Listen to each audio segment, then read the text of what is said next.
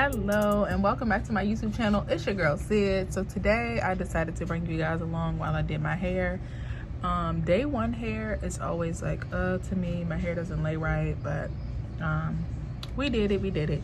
So I'm going to be talking about a little bit about my conversation that I had with the Lord this morning and what that looked like. So I hope you guys enjoy the video.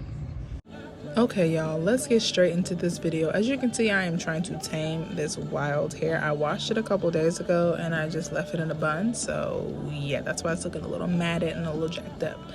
But anyway, so over the weekend, I was having this conversation with one of my friends, and they were talking about how they felt as if their life was just what it was. Like, I'm at this age now, there's nothing that can change me, like almost in a sense like they were saying, like, I am who I am, there's nothing that's gonna change me. I've been through so much, there's no way that anything or any being or anything outside of this world can heal who I am, because I'm so broken. I'm just far too broken. And as I was praying for that person, God showed me this image as I was praying, and it was a man on his hands and knees crawling to the feet of Jesus. And as he was crawling to Jesus, Jesus had this glow. He was so vibrant and lit up. It was just like you could just see the silhouette of Jesus. And as the man reached the feet of Jesus, Jesus bent down to grab the man's hand. Like, he got down to the level of where the man was on his hands and knees, and Jesus knelt down and grabbed the man's hand to help the man stand to his feet. And as I saw that, I heard in my spirit, pick up your mat and walk. And so, of course, I went straight to Google, because I know about the story of the man by the pool of Bethesda, but I could not remember for the life of me where it was. So I ended up finding it in John 5. And it talks about this lame man who was lame for over 30 years.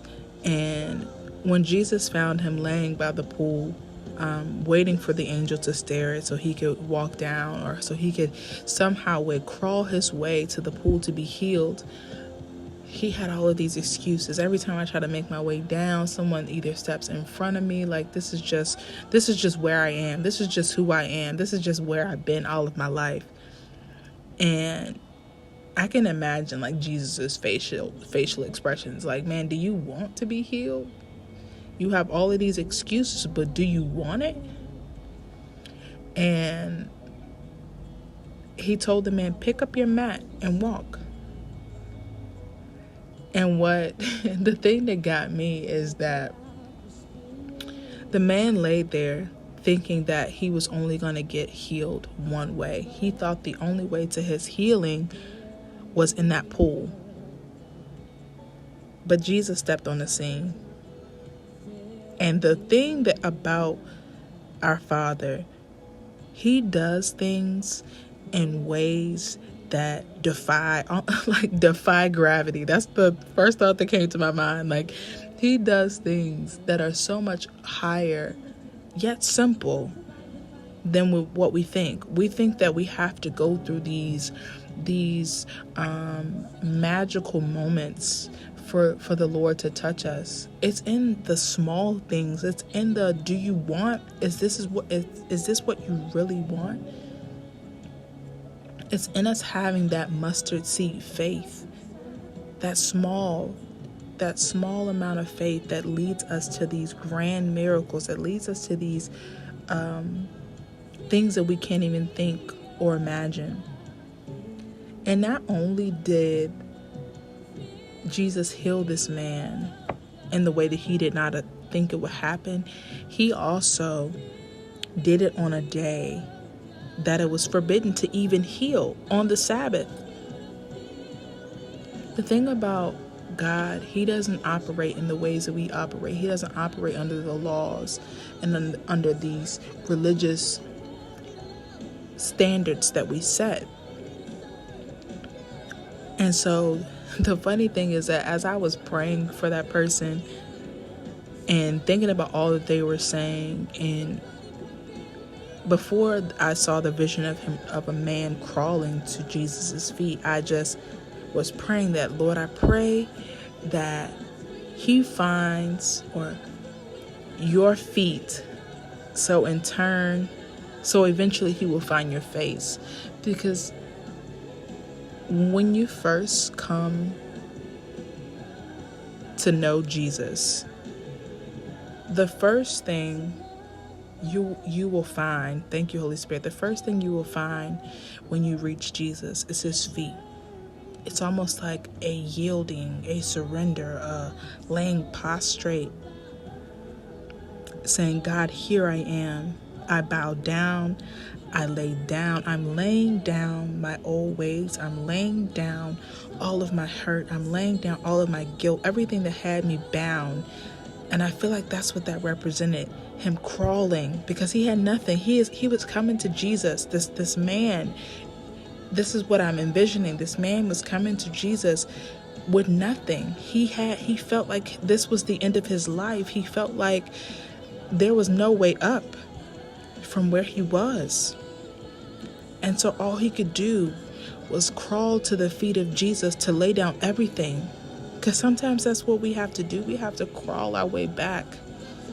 Just like the lady with the issue of blood, who had to fight her way through the crowd just to even touch a piece of Jesus's clothing, to touch the hem of his garment, to be made whole. The beauty of surrender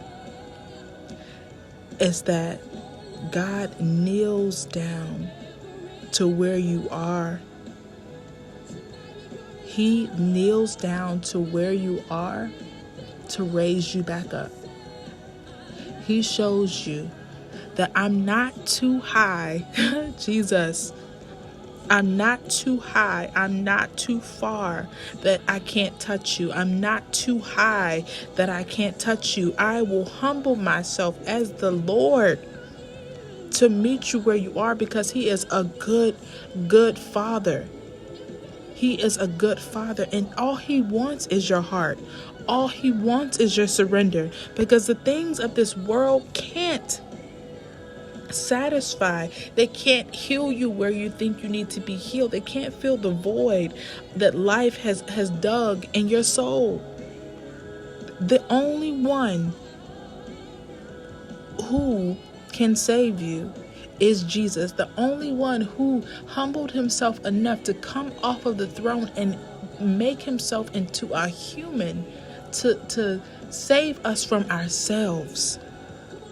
To save us from ourselves. Jesus did that for us, and every single time he reminds me that I will kneel down to where you are to stand you up on your feet, because he doesn't want to leave you in that posture of a beggar, of a lame man, of a blind man, of someone who can't see him. He wants to lift you up, to make you strong. He wants to show you that this is who you truly are, because you can only find that in him. When you stand up in God, you begin to realize that this is what life is really like with Christ. You don't have to stay bound. You don't have to remain in bondage. And the man walked away with his mat, the thing that he laid with for years. He picked it up. He picked it up. It was no longer under him. It no longer had him bound. He picked it up and he walked away with it. He walked away with it. Because we don't have to use it. My God, we don't have to use it as a badge of woe is me. We don't have to use it as woe is me, look at me, this is what I've been through. No, use it as your testimony to say, look at what the Lord has done. Look at how he saved my life. Look at how he transformed me from the inside out. Look at how he continued to knock and knock and knock at my heart. My God, look at how he turned this situation into something much far more greater than I can even expect. And my prayer is just that anyone who thinks that this is it for me, this is just who I am, Father, I rebuke that mentality right now, because God is the God of transformation. He can transform you. He can heal you. He can turn your life around with a snap of his very finger, with a word spoken over you. He can change your life for the better. He can spin you around so quick that your head will swim. He can transform your life. There is nothing impossible. There is no situation too impossible for God. I believe I said this in one of my other videos, that impossible is God's mastery. It's something that he can control. He has all power, all authority. And he can transform your life. But he said, do you want to be well? My God, do you want to be well? Do you want to continue to live in bondage? Do you want to continue to be stuck in this way of thinking that keeps a void, that keeps you running back to those vices, those things that can't even heal you, those temporary band-aids? But once the band-aid is ripped, the bleeding still continues. Do you want to continue to live a life that has you so bound that you can't even think, you can't even open your mouth to say Jesus? My God in heaven, I speak over whoever is watching this video. There is no bondage, no more bondage. No longer will you be bound by the thing that had you bound for years. No longer will you say in your mind or say out loud that God can't heal me. God can't change me. I am who I am. I rebuke that. I rebuke that. Because God has greater for you. He has a plan for you. He has things that he desires to do through you. You have to give that thing to you, give that thing to him, because pain has to pay you. There is a payback for your pain. God will avenge all of the years that the palmer worm and the cankerworm and the locust has eaten up in your life. God has a way of restoring your life back to full, not even back. God has a way of restoring you of all the years and all the pain and all the misery that you have gone through. God has a way of paying it back. That's what says God will avenge. You don't have to worry about how it will happen. You don't have to complain anymore. You don't have to think that God can't save me, because he can. God can do all things. There's nothing too hard. There is literally nothing too hard for God. So I just pray that you will surrender. Surrender that thing. Surrender that pain. Surrender that trauma. Surrender that mindset. Surrender everything that has you bound and say, Lord, here I am. That's all you have to say. And he will embrace you with open arms. I hope you guys enjoyed that video. The angles were kind of off. I was kind of struggling with yesterday's recording. Yes, it is the next day. I'm still having a hard time getting my hair to lay how I want it to lay, but y'all pray for a sister. But I hope you guys enjoyed that episode, and I will see you guys next time. Y'all already know, if you have not done so already, take some time and check out my shop in the link in my bio.